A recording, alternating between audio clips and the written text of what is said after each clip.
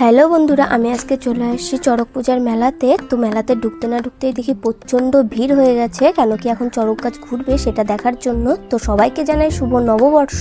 আচ্ছা, এখানে চড়ক গাছ ঘুরছে, তো ঘোরার সাথে সাথে আমি এখন চলে যাচ্ছি সোজা মেলাতে গিয়ে আমি কিছু জিনিস দেখছিলাম, কিন্তু কিছু নিচ্ছিলাম না। দেখলেই যে নিতে হবে এমন তো কোনো মানে নেই না।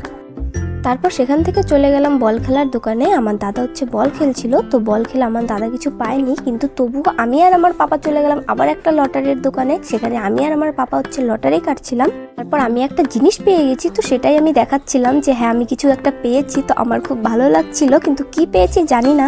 তারপর আমার পাপারটা দেখছিলাম যে হ্যাঁ আমার পাপা কি পেয়েছে, কিন্তু দেখি যে হ্যাঁ আমার পাপা কিছু পায়নি। শুধু আমি একটা সাবানের কেস পেয়েছিলাম। এখন তোমাদের সেটা আমি দেখাবো। দেখো, আমি এটা পেয়েছিলাম, তো এটা নিয়ে খুব হাসাহাসি করতেছিলাম আর কি। তো তারপর দেখি পাপা আইসক্রিম খাচ্ছিল, তো ওর কাছ থেকে আমিও একটু চেয়ে খেয়ে নিলাম। তো আজকের মতো ভিডিওটা আমি এখানেই শেষ করছি। ভিডিওটা ভালো লাগলে একটা লাইক, একটা কমেন্ট ও সাবস্ক্রাইব করে দিও।